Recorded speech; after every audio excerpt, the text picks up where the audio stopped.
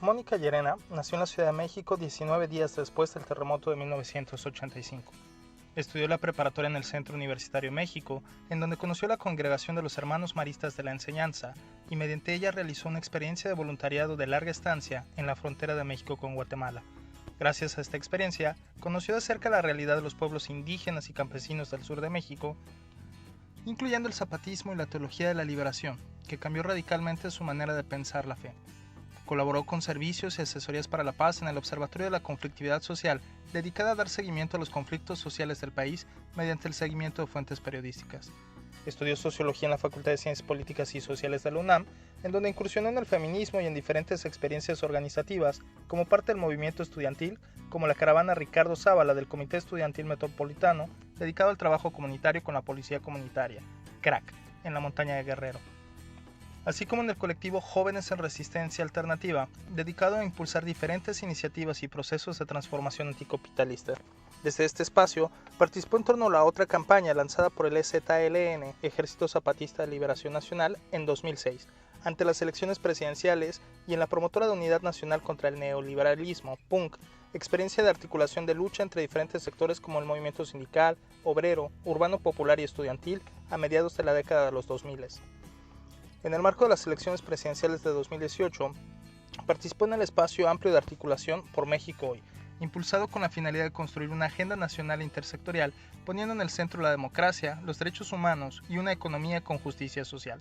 Desde 2010, se incorporó al trabajo de la organización no gubernamental Educando en los Derechos y la Solidaridad, Educadis, fundada entre educadores, hombres y mujeres, con la finalidad de contribuir a la transformación social desde el ámbito educativo formal mediante el impulso de iniciativas que promuevan la ciudadanía infantil y juvenil.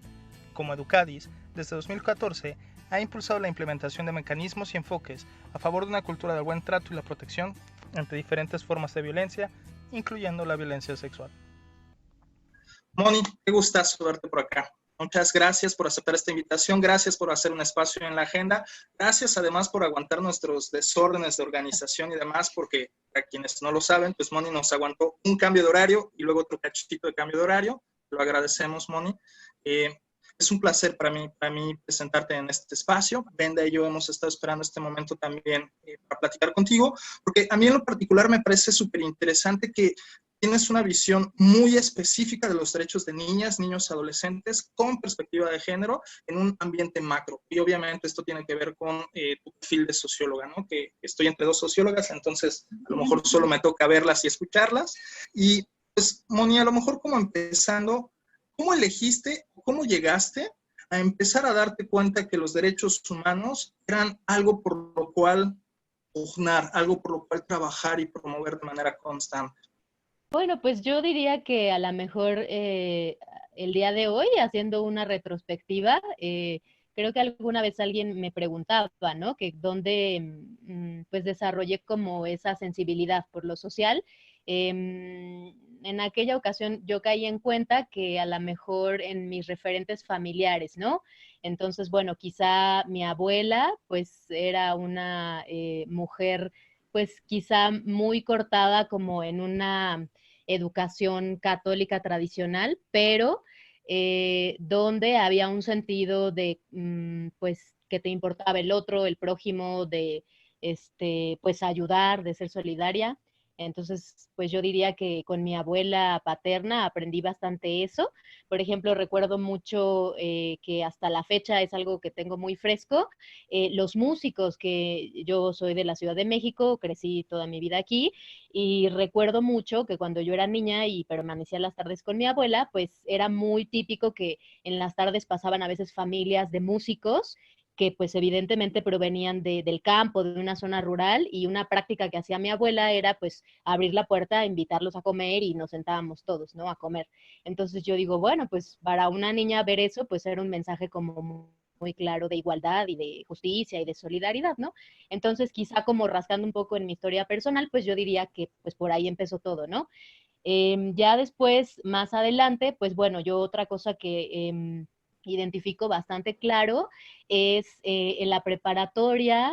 Pude participar durante un año en una experiencia de trabajo comunitario en Chiapas, y pues bueno, también eso me dio una perspectiva pues del país que es México, ¿no? Y quizás hasta ese momento no había tenido como tanta oportunidad de visualizar lo que era mi país, pues sí, desde un lugar completamente diferente al que yo nací, ¿no? Entonces, pues conocer cómo ese México profundo, de las comunidades que se organizan, que defienden su tierra, su cultura, su derecho a existir, pues yo creo que también ese fue como un segundo momento clave. Uh-huh. Gracias, Moni. Pues fíjate que como que particular, ¿no? O sea, al final las personas que terminamos trabajando desde las ciencias sociales tenemos en común que vivimos algo de nuestra familia, nuestra práctica común, que esto lo hacía normal, la convivencia con otras personas y buscando compartir y contribuir a que las personas tengan mejor calidad de vida. Creo que es algo que he escuchado continuamente en las personas que han pasado por este espacio de Sentipensares y nos comparten esto común, buscar contribuir al bienestar de la humanidad, de las personas que están a tu alrededor. Y pues sí, o sea, al final somos colegas, sociólogas, y leo tu currículum, veo que estás especializada también en temas de género y que eres socióloga y que trabajas en pro de derechos de las niñas y de los niños. Y me pregunto, o sea, ¿qué fue lo que pasó en ti para que decidieras que ese era el camino? ¿Por qué género? ¿O por qué los derechos humanos de niñas, niños y adolescentes? ¿Por qué no otra cosa como arte? ¿Por qué este camino fue el que elegiste, Mon?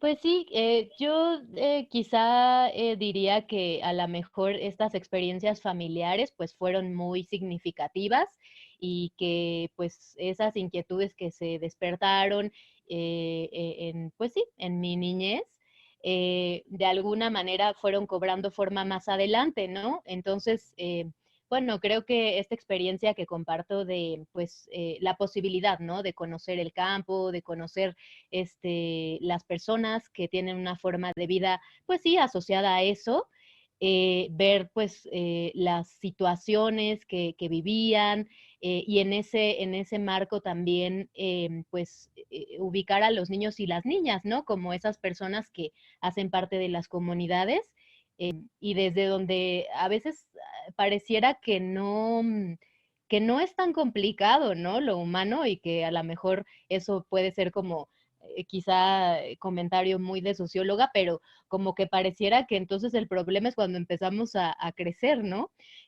Nos volvemos más complejos. Entonces, pues bueno, yo creo que como que la vida me fue poniendo ciertas circunstancias, y a lo mejor hasta sin ser muy consciente y sin darme cuenta, como que fui encontrando que las niñas y los niños pues eran esas personas, pues una tierra muy noble, ¿no? Para la cual como poder trabajar y decir, bueno, pues yo no ubico a una persona, a un humano, o me es difícil como imaginar a una persona, no digo que no lo exista, pero que pueda pues como ponerle un pero, ¿no? A dedicarse a trabajar pues por tener un mejor país, un mejor mundo para una generación que pues bueno, de alguna manera está haciendo un presente, pero que también está heredando muchas circunstancias pues que no decidió. Entonces, yo en ese sentido, pues sí identifico que a lo mejor como que todas estas experiencias se fueron presentando, y pues de alguna manera yo fui tomando la decisión de continuar por ese camino, ¿no? Yo recuerdo que pues a lo mejor si hace 10 años, 6 años, me hubieran preguntado si yo me hubiera imaginado trabajando como en el ámbito educativo, con profesores, con maestras, con la escuela, pues quizá no lo tuviera tan claro, ¿no? Es más, yo creo que hasta estando en la universidad, de todas las como posibles especializaciones que tienes en la sociología, que es un campo bastante amplio, yo creo que siempre estuve mucho más cercana, pues quizá como a la sociología política o los estudios culturales. La verdad es que ni siquiera recuerdo haber estudiado sociología educativa, ¿no? Y el día de hoy, pues soy muy convencida de que la escuela, de que la educación, de que las maestras y los maestros, por supuesto los niños y las niñas, pues es una tierra muy noble para, pues sí, como poder ir construyendo ese mundo diferente que queremos, ¿no? Uh-huh.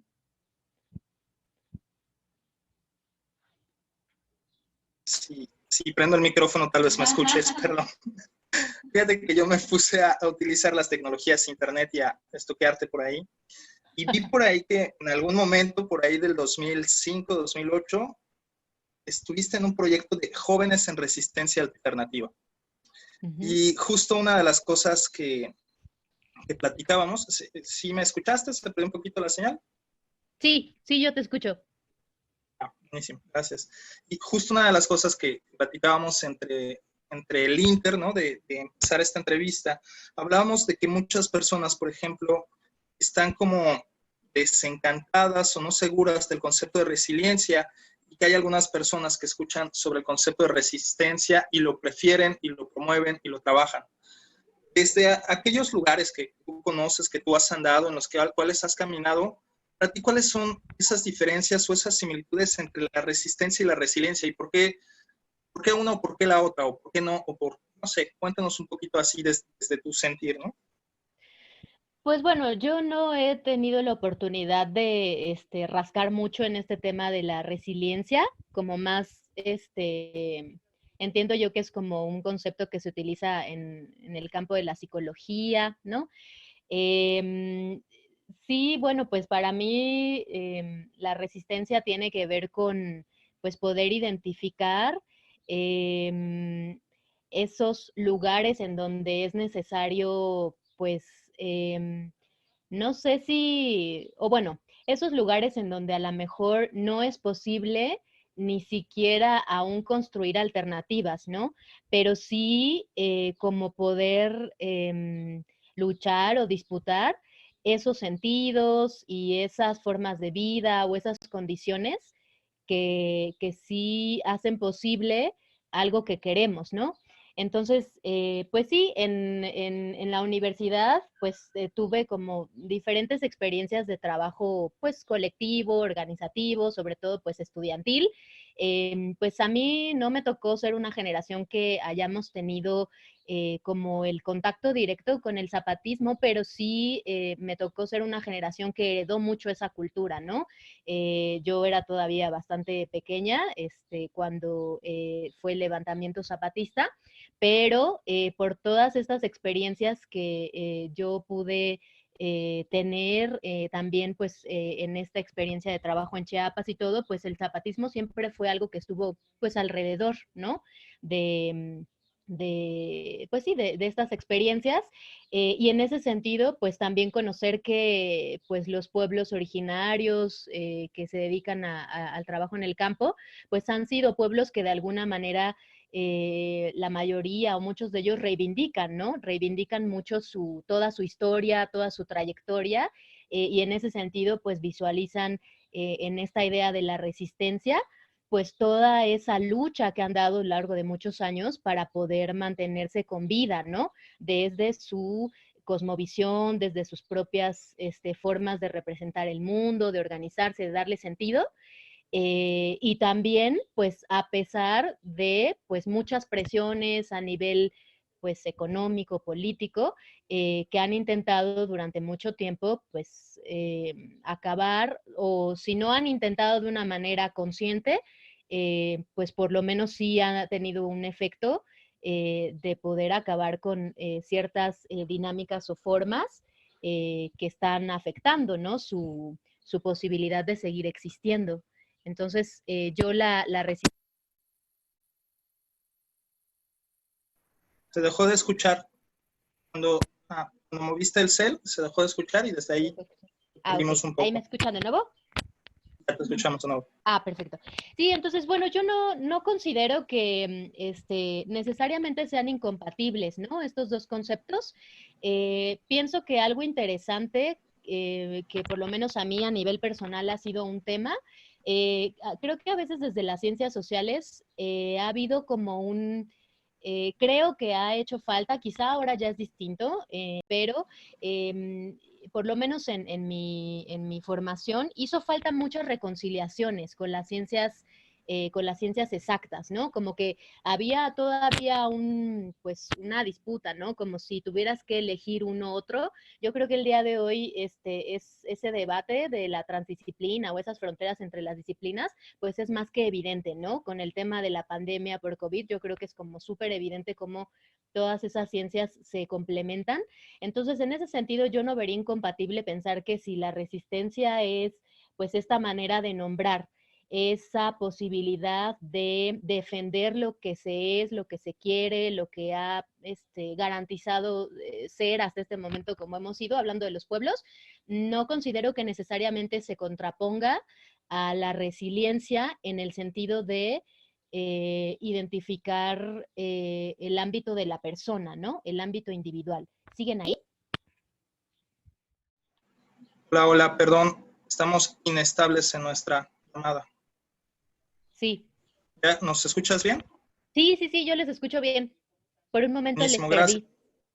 Gracias. Sí, justo se cortó la llamada cuando estabas comentando que en tu formación faltaron como reconciliaciones. Y ahí hubo un conflicto con la red y se cayó casualmente, hasta pareciera que interventores de gobernación. Sí, algo así. Parecía así como de los 70s esta transmisión. ¿A qué te refieres?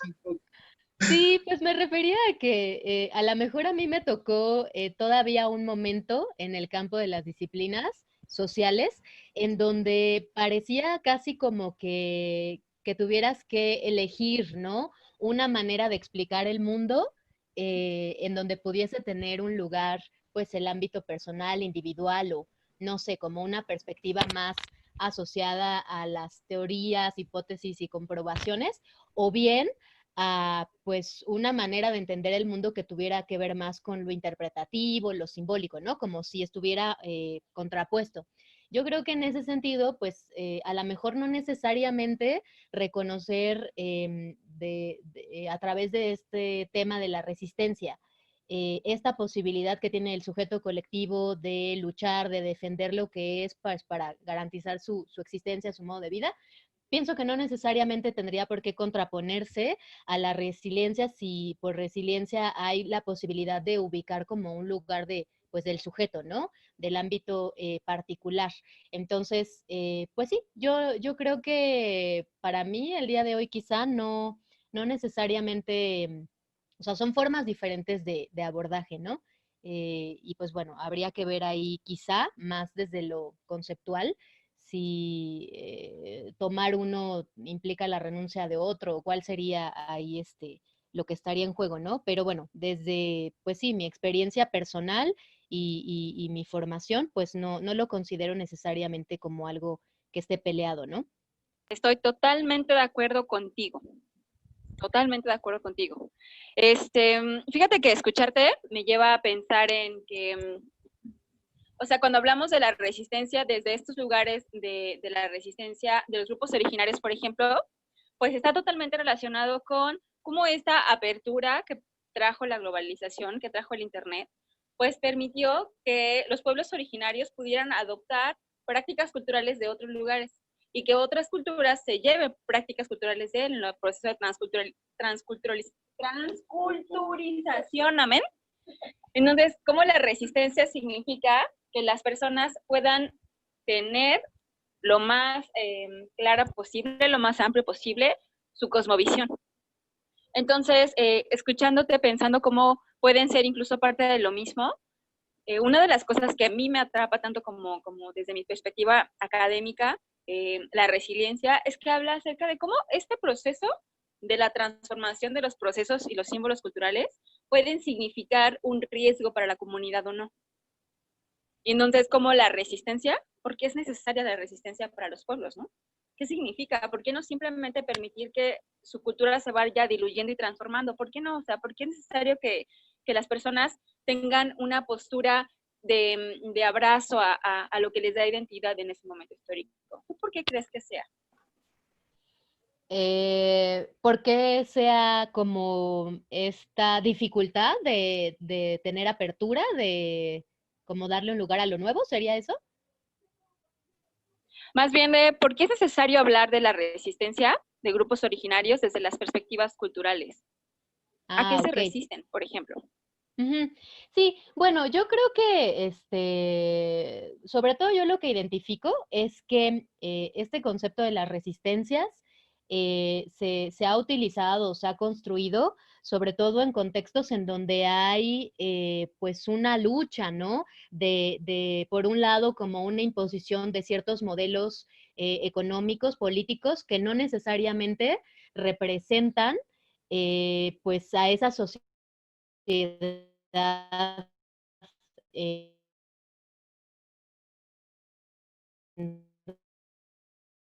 donde se quiere imponer, ¿no? O mantener, ¿no? A esos sujetos. Entonces, bueno, el día de hoy yo creo que la resistencia como concepto y como quizá un posicionamiento es necesario en el sentido de poder identificar todo aquello que nos puede seguir haciendo pues humanos y que nos puede seguir garantizando la posibilidad de pues de desarrollarnos, ¿no? De ser felices. Yo creo que en ese sentido es vigente hablar de resistencias. Ahora, creo que también el día de hoy las culturas, los pueblos, pues difícilmente podrían como asumir que todas esas tradiciones, sentidos de vida, están ajenos, ¿no? Están ajenos al contacto con otras culturas, con otras formas de vida. Creo que incluso como que hasta a nivel histórico, pues si identificamos todo lo que ha sido América Latina, pues creo que podemos decir que hemos sido pueblos que han logrado justo lo contrario, ¿no? Como incorporar cosas de otras culturas, de otros lugares, y que hemos tenido la capacidad de, pues, apropiarnos de eso y que algo nuevo surja, ¿no? Entonces, sí, creo que en ese sentido la resistencia iría más, no como en un sentido de no querer entrar en contacto con la diversidad, sino más en un sentido de decir, es lo que yo no quiero, porque quizá eso puede estar poniendo en juego mi modo de existir, ¿no? Pero más lo identifico como una manera de identificar un sistema o condiciones estructurales que están poniendo en riesgo esa posibilidad de seguir siendo, ¿no? Como pueblos y a nivel de personas. Uh-huh. Y es que estás hablando de resiliencia comunitaria. O sea, hay un riesgo evidente, hay una situación que pone en riesgo tu posibilidad de desarrollarte plenamente, de poder tener una vida digna o calidad de vida. Y entonces usas todas las estrategias y elementos que tienes para poder resistir esta cosa que puede resultar un riesgo para ti, para tu comunidad, para buscar cómo organizarse y resistirlo, afrontarlo y rehacerse después de que vivieron aquello, ¿no? Llámese la privatización de la tierra o la privatización del agua o lo que sea, estas formas de resistencia al final son una forma en cómo afrontan estas situaciones tan complejas y las comunidades nos rehacemos después de ello, ¿no? Uh-huh. Se me hace súper bonito. Muchas gracias, Moni. Y fíjate, Moni, yo tengo entendido, digo, a lo mejor estoy como un poco confundido, pero entiendo que trabajas además con las escuelas maristas a lo largo del país, ¿no? Y tengo entendido que justamente, y ahí como que voy bajando un poco las ideas, creo que una de las cosas que he escuchado en distintos espacios, así como pescando, digo, compartimos espacios en la Red por los Derechos de la Infancia en México, y es de donde te conozco, y de ahí es donde me llama mucho la atención como el perfil y las perspectivas de trabajo y abordaje de la realidad que tienes. Esto lo digo obviamente para quienes nos escuchan y dicen en cuál, cómo conocieron y demás. Pero a mí me llama mucho la atención que en algún momento, cuando yo solicité apoyo para una chica que había vivido violencia sexual, dijiste, mira, a partir de las maristas podemos activar estas redes de apoyo. Podemos mover este tipo de cosas para entonces apoyar a que ella en esta circunstancia reciba este tipo de cosas. Y a mí se me hace como muy interesante esta forma de trabajar activando redes de apoyo en distintas partes del país, pero con una visión bien específica que incluye tanto aspectos culturales específicos de cada región, pero cosas tan universales como los derechos humanos. ¿Cuáles son como las dificultades más más cotidianas que te has encontrado en esta reconciliación en cosas tan concretas como los derechos humanos y al mismo tiempo perspectivas de paz y cuidado que a veces se pelean y dicen que no se puede hablar de paz y derechos humanos al mismo tiempo? Yo he encontrado algunas instituciones que así lo manejan, ¿no? Y que en ocasiones no se puede hablar de derechos humanos y preceptos religiosos. No estoy diciendo precisamente que sea yo quien lo piense, pero también se llega a pensar. Entonces, justo esta palabra que tú hablaste de reconciliación, la traigo nuevamente. ¿Cómo te ha sido a ti más complejo o fácil hacerlo en este trabajo cotidiano? Que además tengo entendido que se traduce específicamente en promoción de derechos sexuales y reproductivos para jóvenes, ¿no? Sí, bueno, pues la verdad es que sí ha sido todo un recorrido, ¿no? A ver, yo creo que las escuelas maristas el día de hoy tienen la posibilidad de poder incorporar en como parte de sus contenidos educativos, como parte de su itinerario de formación, todo el eje que tiene que ver con garantizar una educación sexual integral, con base, ¿no?, en evidencia científica, con perspectiva de género, porque, pues bueno, de alguna manera las escuelas, al ser parte de una institución que tiene un perfil religioso, han sido también pues un lugar en donde desafortunadamente pues todo el movimiento de víctimas que ha habido, ¿no?, al interior de la Iglesia Católica, a partir de pues situaciones también conocidas también en nuestro país de violencia sexual, de abusos, y que bueno, el día de hoy es pues todo un movimiento que yo diría pues no solamente como de las escuelas maristas específicamente, sino que muchas congregaciones que tienen católicas que se dedican a la educación, el día de hoy pues han sido sensibles a esas víctimas que se han organizado, que han denunciado, que han hecho visible este problema, y que pues bueno han decidido escuchar, ¿no? Escuchar, pues ver esa realidad que es muy dolorosa y decir, bueno, pues si frente a esto que pasa, ¿no? Hubo omisiones, hubo pues quizá toda una, a la mejor concepción, ¿no? Que yo digo que, pues bueno, a la mejor apelando a una perspectiva humanista, o sea, esperanzadora de lo humano y decir, bueno, pues yo no creo que no haya, pero sí creo que la mayoría de los papás y las mamás con alguna confesión religiosa o en este caso católicos, cuando piensan en la educación sexual o en estos temas de derechos sexuales y se oponen o generan resistencia o comienzan a tener como algún tipo de animadversión, pues hay en el fondo una genuina preocupación, ¿no? De decir cómo vamos a conciliar, ¿no?, nuestra perspectiva con estos temas. Entonces, creo que el día de hoy algo que ha sido muy bueno es que ha habido apertura. Primero, como para escuchar y entender qué es lo que está detrás de, pues, toda esta situación de violencia sexual que ha habido, ¿no? Al interior de la iglesia. Segundo, creo que también de manera específica, los maristas son una congregación que nace en plena Revolución Francesa y de alguna manera, eso, pues, ha garantizado como cierto perfil de la institución, ¿no? Cierto perfil de disponibilidad a pues leer la realidad. Entonces creo que eso es lo que el día de hoy pues ha permitido tener condiciones favorables para entrar con estos temas.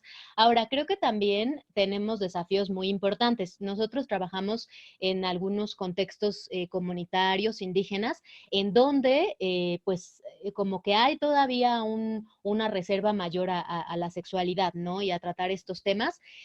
También trabajamos en contextos en donde, por ejemplo, todavía existen prácticas como, por ejemplo, el acuerdo entre familias, ¿no?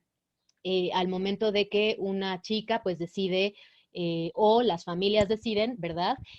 Pues arreglar un matrimonio. O sea, sí trabajamos en contextos donde hay esto. Y yo diría que estamos todavía abriendo brecha de cómo nos acercamos a estas realidades, cómo entramos en un diálogo, cómo no hacemos como del discurso de derechos humanos, como en algún momento en nuestra región ocurrió con los pueblos, ¿no? De decir, bueno, pues venimos con una Biblia a conquistar y a decir lo que es la verdad, cómo hacemos el día de hoy para que los derechos humanos sean un punto de encuentro y no como una segunda conquista, ¿no? Eso ha sido un diálogo que hemos tenido muy interesante a nivel del equipo. Yo creo que todavía estamos explorando cómo hacer ese acercamiento y ese diálogo.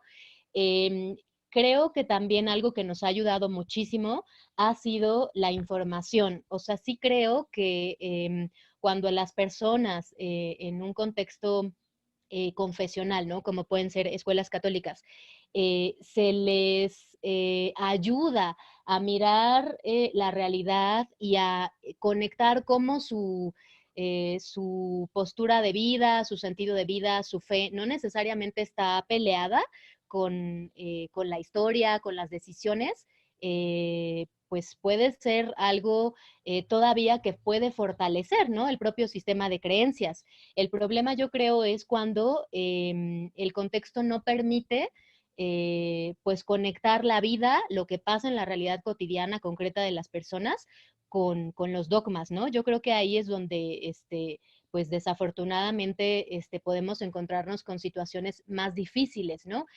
Creo que una gran ventaja de estas escuelas es que son escuelas en donde la forma de creer, de vivir la fe, es una forma bastante laica, ¿no? Es una forma que reconoce bastante que existen diversidad de pensamientos, de que el mundo pues el día de hoy no solamente se rige por creencias, sino también por otro tipo de criterios como puede ser la ciencia, ¿no?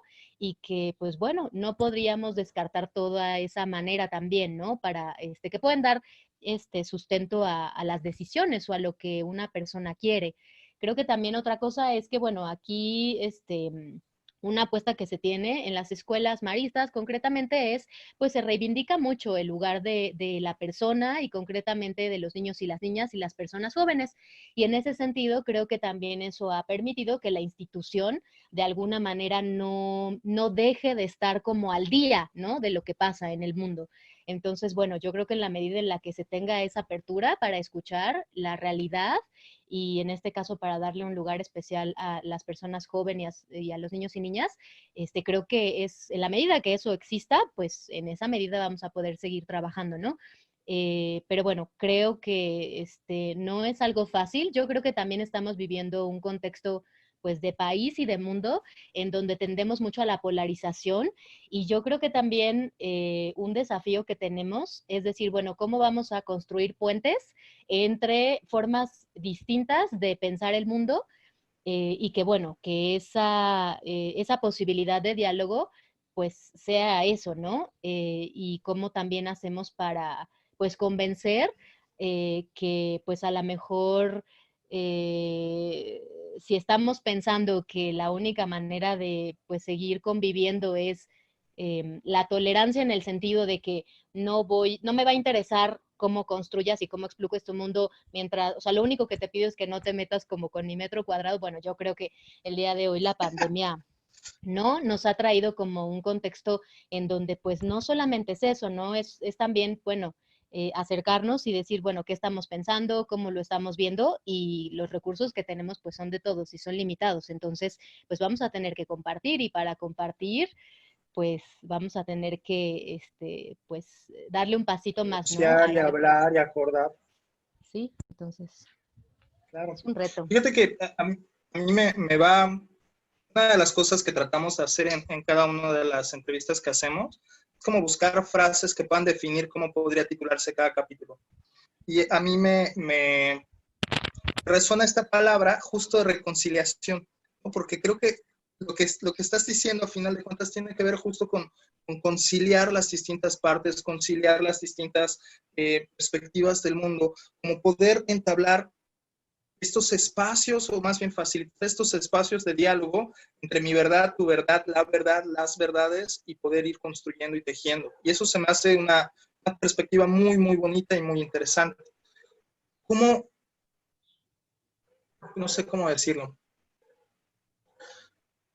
Para ti, sí, pregunta así como chimenguenchona, dicen en mi generación, no es en la mía más alta. ¿Hay para ti algo que sea irreconciliable? Que creas que simple y sencillamente no hay forma de que pueda reconciliarse. Bueno, Yo creo que algo irreconciliable, pues para mí, no sé si necesariamente es esto, pero a ver, yo creo que una creencia o una convicción mía sería que una cosa es decir que yo voy a reconocer, ¿no? Que existen, pues sí, múltiples maneras de estar en el mundo, de construir proyectos de vida, pero quizá algo que para mí no sería negociable sería decir, bueno, que existan maneras o formas de estar en el mundo que puedan poner en riesgo la posibilidad de que esos otros pues también puedan tener como su propia manera, ¿no? De estar, ¿no? Entonces, no sé si eso necesariamente es irreconciliable. Yo más bien diría, bueno, pues son cosas no negociables, ¿no? Que como humanidad tendríamos que ponernos a, pues, hacer como que nuestra lista, ¿no? Me parece, o sea, de qué es lo que no tendríamos que permitir que nos pase, pues aprendiendo también de las generaciones atrás nuestras y pensando en lo que va a quedar, ¿no? Cuando ya no estemos. Algo irreconciliable, pues, híjole, no sé, como desde ese lugar, yo diría, hay cosas, hay decisiones, hay proyectos o maneras o modelos que pues sí ponen en riesgo la posibilidad de que todos estemos incluidos, ¿no? En ese sentido yo diría, bueno, pues no sé si eso es irreconciliable, pero sí algo no negociable, por lo menos, ¿no? Buenísimo, gracias. Ujú. Moni, pues fíjate que Fernando y yo estamos en el mismo espacio, físicamente. Entonces, pues, estamos, vas, voy, mira. Pues por eso ves que, espérame, cuando yo hablo yo, espérame, porque voy a desactivar el micrófono. Nada más te quería explicar. Pues bueno, hasta este momento, pues veo que has tenido experiencia para poder trabajar en proyectos bien distintos, bien diferentes, y con una amplitud de perspectivas. Y eso me parece como muy interesante porque entonces te puedo preguntar, hasta este momento en tu experiencia laboral, ¿cuál ha sido la perspectiva o el tema que tú crees que es súper importante y necesario que las personas conozcamos? O sea, hablamos ya de resistencias, de derechos humanos, de educación integral para las sexualidades, de género. ¿Tú cuál crees que sea uno que es necesario que, por la humanidad misma que podamos conocer? ¿A cuál apostarías? Pues bueno, yo pienso que para mí, como en experiencia personal de vida, algo que me fue como quizá el detonante, ¿no? O sea, que jaló como esa cortinita y se cayó la cortina y como que me dio la posibilidad como Reveló. de mirar, ajá, me dio la posibilidad de mirar como más allá de mi metro cuadrado. Yo creo que sí fue como acercarse a la realidad de otros, ¿no? De otros diferentes a mí, a mi vida, a mi contexto, a mi lugar. Yo creo que eso, esa posibilidad de salir, de mirar, pues sí, de ir a otras realidades distintas a la propia, creo que eso es una experiencia vital que todos los seres humanos tendríamos que tener esa posibilidad, ¿no? Y que además sí estoy convencida de que es posible educar a los niños y las niñas, hablando de esto, en eso, ¿no? En esa sensibilidad de ayudarles a mirar, pues, no solamente a sus amigos, sino a los otros, ¿no? Que están como fuera de la escuela o los que viven en un contexto completamente distinto. Yo creo que las personas podamos tener esa experiencia, sí permite pues como que tengas la posibilidad todo el tiempo de estarte dando cuenta de lo que pasa a tu alrededor, ¿no? Creo que el momento actual es un poco un arma de doble filo, porque si bien sí te permite como conocer otras realidades a través de las pantallas, pues bueno, también te permite como mantenerte en tu burbuja, ¿no? Y yo creo que mantenernos en la burbuja es algo que nos desconecta, ¿no? Así parece paradójico, pero pues sí podría ser, ¿no? Entonces, bueno, yo pensando un poco en la analogía ahora, digo, bueno, pues para las generaciones de adolescentes o niñas y niños que conviven más cotidianamente con las pantallas y que dejaron de salir a la calle y subir al árbol y caerse y rasparse la rodilla, yo digo, bueno, pues no sé si esta experiencia de encierro pues nos motive, ¿no? Como a decir, ah, ya no quiero estar en mi casa, quiero aprovechar de que puedo respirar el aire de la calle, del patio, del jardín, del parque, o los niños y niñas que no tienen esa posibilidad, bueno, de la afuera. Pero sí, yo diría esa experiencia vital de conocer la realidad que a veces ni siquiera es como tan irte al otro lado del país, a veces es nada más cruzar la calle o tomar una ruta diferente, ¿no? Y observar lo que sucede en ese trayecto. Yo diría eso. Y justo me llama mucho la atención porque además las redes sociales están diseñadas para reafirmar el sesgo de confirmación, ¿no? Y entonces que todos los algoritmos hagan que se repita, que veas lo que quieres ver, lo que has visto antes, o lo que te ha agradado antes, o con lo que has interactuado antes, para que entonces sigas pensando que tu burbuja no solamente es tu burbuja, sino que es la burbuja, ¿no? Es la realidad. Y me gusta mucho esta reflexión que traes porque veo que una de las cosas que ahorita se están construyendo como la burbuja es que todo mundo tenemos que estar distanciados. Todo mundo tenemos que dejar de tener contacto entre nosotros. Todo mundo somos un riesgo para alguien más y todo mundo es un riesgo para uno mismo, para una misma, ¿no?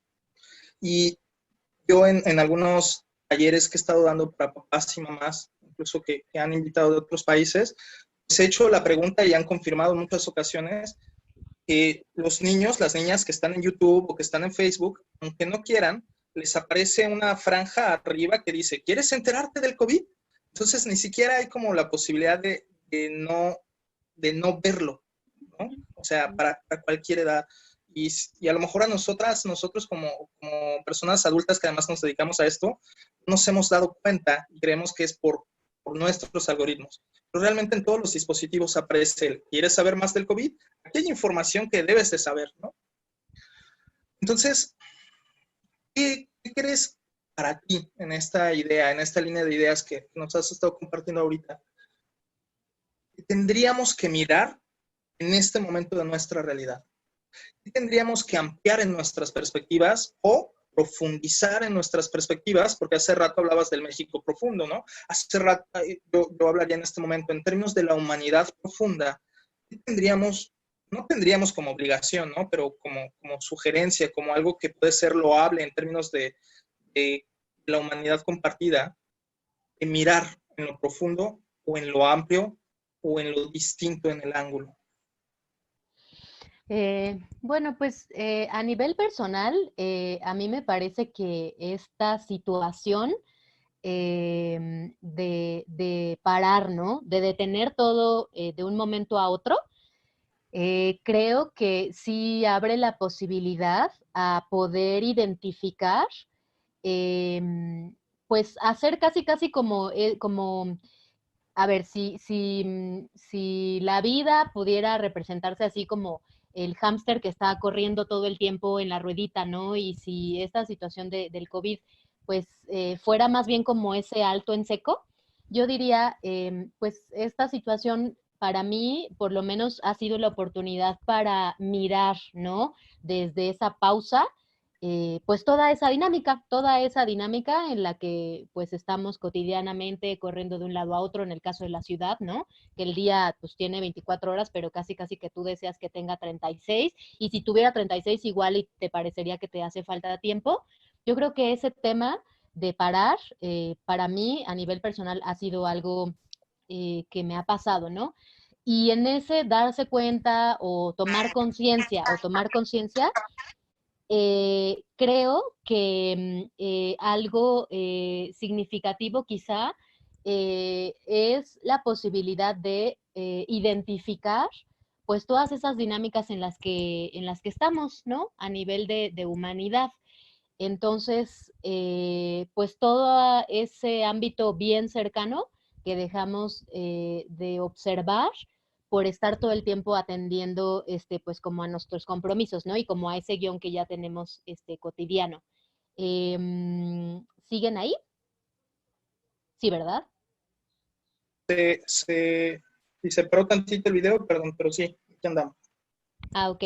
Entonces, pues yo diría esto, creo que también a lo mejor un previo a la pandemia muy similar a una situación, digo, guardadas sus proporciones, para mí había sido pues el 9 de marzo, ¿no? Del 2020, en el paro así nacional de mujeres, que bueno, pues no era la primera vez que las mujeres hacíamos este paro, pero sí creo que por lo menos en México tuvo como trascendió pues a otros sectores de mujeres que no necesariamente se habían visto pues interpeladas, ¿no? Por la situación de violencia.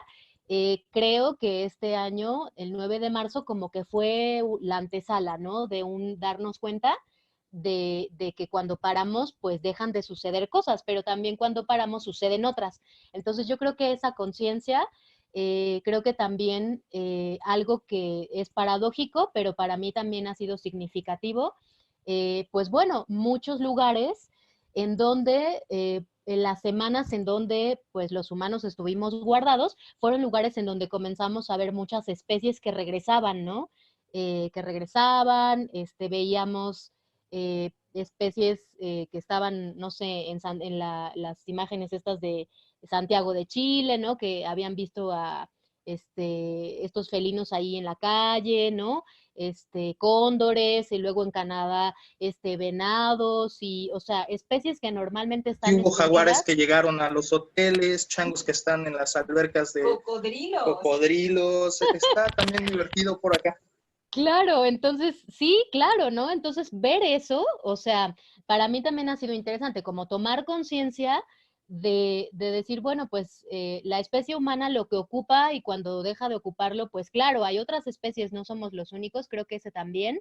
Creo que también el tema, pues económico ha sido, pues muy significativo en el sentido de decir, bueno, pues tomemos conciencia de cuántas personas pues su economía pues se sostiene de lo que hacen al día, ¿no? Entonces, esa realidad, las condiciones laborales, por ejemplo, el sector de salud, de decir, bueno, pero ¿cómo es posible que tengamos un país en donde no tengamos garantizado un hospital con un especialista, con un pediatra o con especialistas en emergencias, ¿no? Tomar conciencia de eso también creo que ha sido algo importante. Y bueno, yo creo que también algo fuerte de decir, bueno, nuestra casa, nuestro hogar, nuestro metro cuadrado, pues nos representa, ¿no? Y de pronto también como esa caída de 20, de decir, bueno, pues cómo seguimos haciendo esos cruces entre lo público y lo privado, ¿no? Entonces, Nada más rapidísimo, aunque me veas feo. Es que ayer veía una nota que a mí me impactaba, que en Iztapalapa, en el Estado de México, la infraestructura hospitalaria es de 9 camas de hospital por cada 10,000 habitantes, en comparación con la alcaldía de Miguel Hidalgo, que es la que más tiene, de 69 camas por 10,000 habitantes. Entonces, hasta darnos cuenta de esas desigualdades de un cachito de tierra, ¿no? Y como estos espacios en los que estamos habitando, cohabitando o deshabitando, se me hace también como bien interesante, ¿no? Y nada más lo quería traer a colación porque fue un dato que me impactó el día de ayer. Y siendo que Iztapalapa, si fuera un país, estaría como en el nivel 70 de la cantidad de personas que actualmente han sido contagiadas, ¿no? Sí, gracias. Bien. Es que Brenda te quería comentar algo, por eso me vio feo. Pues es que Moni estaba hablando de algo que yo dije, pues bueno, vamos a hablar acerca de la condición de las mujeres, de la condición de género que puede tener la mirada para hablar de la pandemia. Fíjate que para nosotros como equipo PERMA, la pandemia ha sido un momento en el que hemos podido observar todas las condiciones que tenemos. Es como si nos hubieran puesto y ahora sí observan a detenimiento la fotografía, ¿no? Y entonces hablamos de todo lo que ya ocurre, hablando de esas cuestiones de desigualdad que no son nuevas, que ya estaban ahí, hablando de las dinámicas en casa, de cómo está tu metro cuadrado, de cómo relacionas tu metro cuadrado con el vecino y cómo está tu salud mental. Y pues es un proceso bien complejo, bien complejo. Y pues aprovechando que hay una socióloga conmigo, yo quería preguntarte, Moni, no sé si tú has estado como pendiente de todas estas posturas en las redes sociales donde esperan que después de la pandemia la humanidad sea iluminada y haya prácticas específicas que permitan que el capitalismo caiga. Claro, sí, por supuesto. y posturas que se van al lado contrario, que es que después de la pandemia viene un capitalismo mucho más rapaz, voraz, y que entonces ahora sí vamos a valer cacahuate. Entonces hay posturas como bien opuestas, ¿no? Estamos ante un momento que es único, porque no lo habíamos vivido ni en la fiebre española. Estamos en un momento específico que tiene como sus complejidades y pues en este punto de aprender a mirar otras perspectivas, escuchar nuevas perspectivas, yo te quiero preguntar, ¿tú qué crees? Desde tu mirada, ¿hacia dónde crees que vamos, Moni? Platica. Pues yo sí creo que, o sea, que algo que es innegable es de que esta pandemia y el confinamiento sí hizo evidente lo insostenible que es, ¿no? Seguir como seguimos en términos de humanidad. Eso creo que es como que innegable, ¿no? Creo también que, o sea, el capitalismo, pues de alguna manera es pues todo un sistema que ha tenido la posibilidad de irse ajustando, ¿no? Como a los ritmos de la historia y como a esas nuevas modalidades. Entonces, pues bueno, pienso que el día de hoy las empresas probablemente identifican que pues quizá será productivo esperar que muchos de sus trabajadores opten por permanecer 3 días de trabajo en casa y eso a lo mejor les va a garantizar que el tiempo que pierden de traslado de su casa a su trabajo, pues va a ser un tiempo pues para seguir trabajando y que a lo mejor la luz, el agua y los servicios y todo lo que se ocupa para trabajar, pues lo va a pagar el trabajador y no va a pasar nada. O sea, creo que sí hay como muchísimas maneras en cómo el sistema pues puede irse adaptando, ¿no? Ir aprovechando como esas áreas de oportunidad. Creo que lo hemos visto, por ejemplo, en la agenda del medio ambiente, o sea que finalmente hay empresas que, algunas que genuinamente quieren como tener una subsistencia más sostenible y hay otras que, pues bueno, lo hacen porque eso les permite ser políticamente correctas, ¿no? Y permanecer en el mercado y pues ser una opción ante los consumidores. Sí, también creo que a nivel medioambiental y a nivel económico, estamos en un momento de la historia donde todas estas desigualdades pues comienzan a tener como un rostro cada vez más, ¿cómo decirlo? O sea, no es que en otro, esa es mi opinión personal, obviamente, ¿no? O sea, no es que en otro momento de la historia no hayamos tenido, crisis, ¿no? Crisis sociales o crisis económicas o violencias. Pero sí creo que lo que hace distinto es que el día de hoy tenemos otra conciencia, tenemos otros mínimos no negociables como humanidad y en ese sentido, pues, pesa más, ¿no? Sí creo también que a nivel social, pues somos una sociedad que pues toda esta insistencia en el individuo, en el ver por ti y que no te importen los demás, pues claro que ha tenido su ganancia. O sea, sí también creo que somos una sociedad que hemos convivido ya desde hace algunos años con estos modelos como muy centrados en el individuo, pero también creo que está la otra parte, ¿no? También la otra parte de seguir hablando de las resistencias nuevamente, como de seguir insistiendo en de que pues si se hunde el barco nos hundimos todos y no, es impensable, ¿no? No reconocer, por ejemplo, en el caso del campo, que si no fuera por esas personas, las ciudades no tendríamos manera de alimentarnos, ¿no? Entonces, yo diría, híjole, creo que no está nada escrito, o sea, sí considero que eso es algo que pues vamos a ver, por lo menos de aquí a que acabe el sexenio, cómo cae esto. Pero sí, yo definitivamente a nivel personal, si creyera que ya todo está perdido, pues yo digo, pues ya para qué estamos aquí gastando aire, oxígeno, metro cuadrado, pues ya mejor ahorrémonos esto, ¿no? Yo sí sigo pensando que los pueblos, las personas, que pues estamos genuinamente interesadas, ¿no? En que no solamente pensando en nosotros, sino que también reconociendo la posibilidad de los demás, creo que sí estamos haciendo todo el tiempo contrapesos, ¿no? Entonces, bueno, no sabría si de aquí a unos 6 años vayamos a estar mejor o peor. Lo que sí pienso es que eso es algo que escribimos cotidianamente, ¿no? Y que definitivamente todas las generaciones, adultos mayores, niños y niñas más pequeños o adolescentes, pues estamos teniendo la oportunidad de ser conscientes que sí en el presente, pues tenemos como un mismo piso, ¿no? Y a algunos les falta más y a algunos ya casi van de salida, ¿no? No sabemos, pero sí definitivamente de que estos modos de vida ya no son sostenibles y que tenemos que buscar otras alternativas. Yo creo que eso es algo como que innegable, ¿no? Innegable totalmente. Sí, me sería difícil. En el equipo tenemos personas que se dedican mucho a este trabajo del buen vivir y es muy interesante estas discusiones. Sí, hay algunos compañeros que pues ya, ¿no? O sea, hablan de que este modelo económico basado en la economía del petróleo, pues no le dan más de 30 años, ¿no? Entonces, que después de eso, pues si no aprendemos en verdad a sostenernos de otra manera, pues ya no tenemos a dónde más hacernos, ¿no? Yo creo que como seres humanos tenemos mucha capacidad de encontrar maneras, ¿no?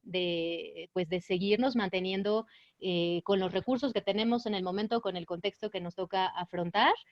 Y creo que en ese sentido, no sé si el mundo se va a acabar pronto. O sea, lo que sí es que el mundo, así como, o sea, si todavía las personas siguen como manteniendo este ideal del mundo que nunca o sea, que los recursos son ilimitados, que podemos seguir como en esta misma inercia, eso sí creo que no es algo que ya sea vigente, ¿no? Entonces, yo tengo mucha esperanza, yo veo muchas generaciones muy conscientes de sus derechos y a mí eso me da mucha esperanza, ¿no? Digo, bueno, pues a lo mejor sí, históricamente hemos tenido muchos desatinos, pero sí creo que también el día de hoy podemos ver bastantes frutos, ¿no? De todo lo otro que sí se ha intentado construir y pues que ahí está. ¿Qué es, dijiste hace rato, el modelo del buen vivir? Así como de manera súper sencillita para Domis, es decir, para mí, ¿qué es el modelo del buen vivir? ¿Del buen Y vivir? después te voy a preguntar, ajá. Pues el buen vivir se refiere sobre todo como a una idea que los pueblos, sobre todo en América Latina, utilizan para hacer referencia a un modelo de relacionarse y que tome en cuenta a la naturaleza, que tome en cuenta a las personas, que tome en cuenta este principio de repartir con equidad, ¿no? Y de ser conscientes que, pues bueno, los recursos que tenemos son limitados y también otra cosa importante del buen vivir es que el ser humano se reconoce como parte de la naturaleza, ¿no? No ve a la naturaleza como algo externo o algo que explota y no le importa, sino que, bueno, también hay un reconocimiento de que somos parte de esa vida que está ahí, ¿no?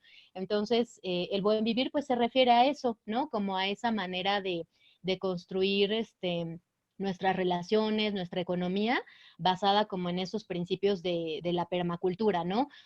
Una cultura pues que puede tener la posibilidad de permanecer a lo largo del tiempo, ¿no? Que tiene una perspectiva pues sí, de largo plazo, de justicia. Uh-huh. Bien, muchas gracias. Fíjate que trabajando con adolescentes acá en la organización y un poco en el espacio terapéutico y educativo, pues una de las cosas que llama mucha nuestra atención y de manera a veces preocupante es que creemos que los grandes mensajes ahorita para las juventudes, sobre todo para adolescentes, para menores de 18 años, es que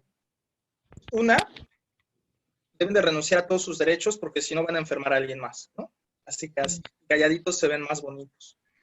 2, que solamente son reconocidos por sus logros académicos y o por sus logros en los videojuegos, ¿no? En esta conexión en línea. 3, la socialización con otras personas solo puede ser a partir de un videojuego o de un reto en común que generalmente tiene características de competencia o bélicas.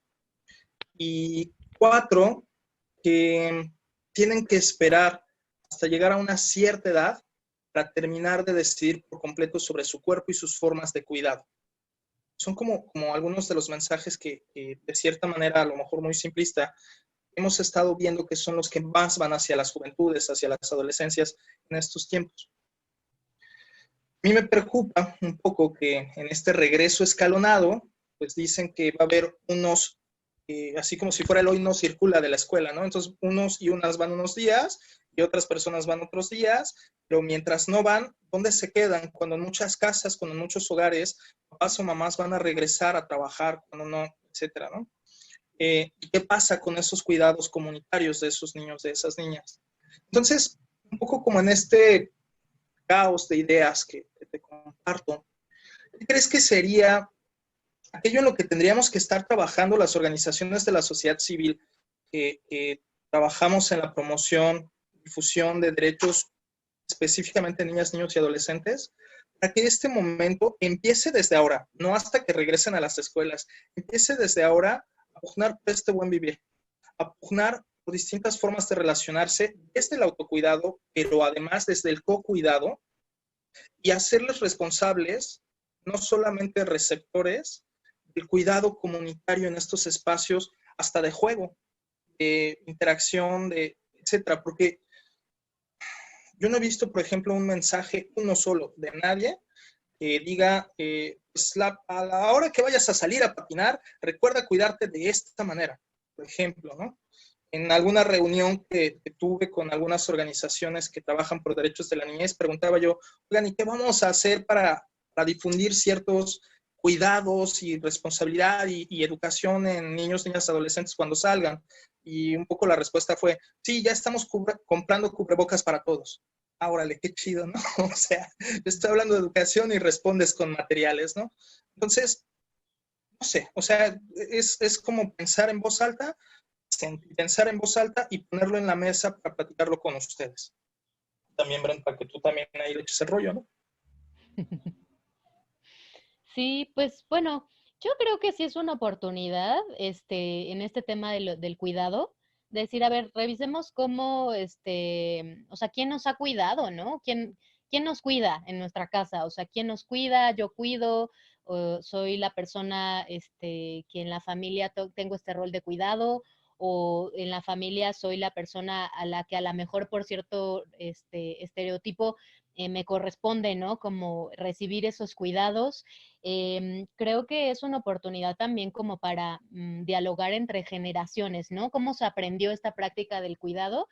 Em, Creo que las organizaciones o muchas organizaciones, yo observo dos cosas. Por un lado es, hemos concentrado nuestros esfuerzos en trabajar, ¿no? Como con nuestras poblaciones, también, digamos, en sobrevivir como instituciones y por otro lado también organizaciones que hemos concentrado nuestros esfuerzos en incidir, ¿no? En la incidencia. Y a veces es un poco difícil conciliar esas líneas de trabajo. Creo que el día de hoy, a lo mejor como un aprendizaje a largo plazo, sí sería interesante que como organizaciones pudiésemos como plantearnos una meta común de decir cómo hacemos para que nuestros intereses como organizaciones trasciendan, ¿no? Como a las propias comunidades. O sea, no es solamente PERMA que se interesa por las familias y los niños y las niñas, sino cómo también hacemos que existan más personas ciudadanas que a lo mejor no tengan nada que ver con derechos humanos, pero que en su ética personal sí pueden reconocer o reivindicar pues el derecho de que todas las personas tengamos una vida digna, que se nos respete nuestra integridad, ¿no? Entonces yo sí creo que eso sería algo interesante, como poder decir cómo hacemos para que nuestras demandas, nuestras exigencias, sea algo que también se apropien otros, ¿no? No solamente como algo que coloquemos nosotros. Sí creo que también va a ser la oportunidad de poder hacer un lugar a la participación de niñas y niños y de que como adultos nos hagamos cargo de lo que se necesita para pues ir contribuyendo a esa autonomía, ¿no? A esa autonomía, pero también digamos, pues identificando los riesgos, ¿no? Y lo que pues no corresponde a niños y niñas y lo que corresponde a los adultos y además es parte de nuestras obligaciones, ¿no? De poder facilitar. Y creo que en ese sentido también a nivel público, el Estado tiene muchísimo trabajo que hacer y definitivamente creo que un riesgo que observo en este contexto es como poder decir, bueno, si pensamos, como tú decías, ¿no? En el ejemplo, si pensamos que con tener cubrebocas, tener un kit de emergencia o un teléfono es suficiente, pues creo que no, ¿no? O sea, creo que el trabajo va más allá de eso, es cómo vamos dando herramientas para que, pues, si este contexto nos está brillando a tener que tener, pues, no sé, como que horarios y rutinas escalonadas, yo digo, ok, entonces, ¿cómo vamos a hacer para que los trabajos garanticen que uno de los dos papás, mamá se quede en casa?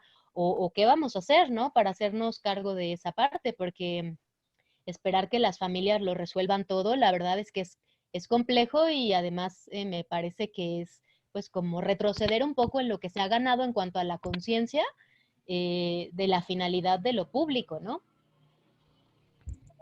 Claro, porque al final es que la responsabilidad de una violencia estructural sea de la víctima. Pues no, pues no. Y volvemos a lo mismo, ¿no? O sea, al final la pandemia y esas condiciones del regreso escalonado, pues está mostrando cómo la infancia pues, sigue muy invisibilizada. Aunque tenemos 200 años como pugnando por los derechos de las niñas y los niños, desde la Revolución Francesa y todo esto, pues todavía tenemos mucha chamba que hacer. O sea, desde diferentes ángulos, ¿no? Hablando acerca de el derecho que tienen los niños y las niñas a decidir sobre sus cuerpos de manera, pues, diferenciada por edades, pero también prácticas de cuidado propio y cuidado a otras, y hasta temas de cómo están pensadas las ciudades, los espacios públicos, qué tan amigables son para las niñas y los niños, las mismas casas. Es una plática que tenía con Fernando y le decía, o sea, imagínate ser un chamaquito, o bueno, yo la niña que fui, súper activa, que le encantaba treparse al árbol y brincar y saltar y tener que estar encerrada en una casa donde no podía hacerlo. O sea, las casas no están pensadas para la infancia, la escuela muchas veces tampoco, la ciudad tampoco. Entonces, llevar a los niños a un lugar, niños y niñas, a donde no puedan tener su vida cotidiana, hace manifiesto esto. O sea, como no hay cabida en espacios físicos para ellos, para ellas, ¿no?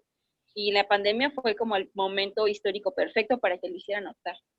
Entonces, pues si bien creo que, como ya lo mencionaste, y estoy totalmente de acuerdo, necesitamos hacer un alto y necesitamos hacer cambios, porque si no en 30 años, en 40 años, ya no va a haber para dónde te hagas, porque ya los recursos van a estar muy desgastados, ¿no? Estamos en un momento bien importante e idóneo para que cada quien pueda hacer pues lo que le toca, lo que pueda hacer a sus alcances y con la esperanza de que ahora estas generaciones que vienen atrás de nosotros, los niños y las niñas, las juventudes, las adolescentes, pues ya tienen un conocimiento mucho mayor del que tuve yo en su momento en tema de derechos humanos, para poderlos vivir, para poderlos ejercer, para poderlos exigir. Y pues nos toca a nosotros decir, pues sí, ¿no? Como empujar para que sea visible, para que sea necesariamente nombrado, que ya les toca, Moni. Pues me ha parecido para mí un gran momento para poder reflexionar desde estos lugares. Fíjate que uno de los objetivos que tiene hacer estas entrevistas tiene que ver con permitir conocer otras perspectivas, conocer otros puntos de vista de otras personas que están trabajando también por una vida más digna, por calidad de vida para todas las personas que nos rodean, como es tu caso. Y pues quiero agradecerte enormemente que nos hayas dado esta oportunidad para poder escucharte. Muchísimas gracias, Moni. Y pues dejarte el micrófono abierto para que tú nos digas lo que tú quieras decirnos. Ay, no, compártenos pues, de tu ronco pecho, ¿qué te hace? no, pues también agradecerles mucho la invitación. Yo creo que estos ejercicios de conversar, pues justo, ¿no? Como de parar, así como decir, bueno, pues hablemos más en un tono, pues sí, como de café, ¿no? Un momento así de la tarde, creo que son muy necesarios, o sea, creo que son muy necesarios, creo que es muy necesario como poder intercambiar puntos de vista y sentires, como ustedes dicen, de lo que estamos viviendo, ¿no? O sea, yo creo que eso es algo que a veces justo como toda la dinámica cotidiana, nos impide, ¿no? Como podernos dar ese tiempo para pensar, para sentir, para tomar conciencia, respirar un poco, compartir. Entonces, pues no, al contrario, agradecerles mucho la invitación. Me gustaría como ver otros diálogos, ¿no? Y ver qué otras perspectivas están ustedes encontrando con las personas que están invitando. Y pues bueno, mantener también la puerta abierta, ¿no? Para otros ejercicios de este tipo que yo creo que son muy, muy importantes, muy necesarios. Claro. Y a lo mejor como jalando un poco a algo que casi no hablamos, que tiene que ver con la educación integral para las sexualidades, pues en algún momento tal vez hasta nos toque hablar de qué onda, qué vamos a hacer para educar sobre los besos, cuando ahora se supone que justo la saliva es el mayor riesgo y qué vamos a hacer, qué tenemos que trabajar para hablar con la expresión del erotismo, del cuerpo a cuerpo, de las caricias, con todas y todos, pero sobre todo desde las juventudes. Entonces, ese es un tema que dejamos por ahí en la mesa, obviamente. Hay muchos tiktokeros que han hecho sketches graciosos al respecto, pero creo que nos toca sentarnos a platicar y a reflexionar qué vamos a hacer. Si efectivamente vamos a llegar con se me olvidó, como nuestro termómetro así a la distancia para ver qué temperatura tienes y ver si entonces si te doy beso o no, o si te voy a poner una barra de látex en la boca. O sea, creo que sí hay un montón de cosas todavía que nos toca por reflexionar, sobre todo pensando que este coronavirus pues, ya es endémico, ¿no? Y vamos a tener que aprender a vivir con él de la manera que hemos aprendido a vivir con el VIH, pero con sendas diferencias de la forma de propagación y transmisión, ¿no? Entonces creo que también por ahí, en algún momento espero que si te avientas estas pláticas, nos invites y nos vamos viendo a ver qué nos toca hacer, ¿no? También y acompañar. Moni, pues muchas gracias, te agradezco muchísimo. La verdad es que a mí me gusta mucho escucharte en esta, y voy a insistir, ¿no? En esta idea de la reconciliación y la búsqueda de distintas perspectivas para entonces poder reconocernos y hacer estos tejidos de una manera distinta. Te agradezco mucho por ponerlo de una manera tan clara, tan evidente. Lo he disfrutado mucho, te lo agradezco.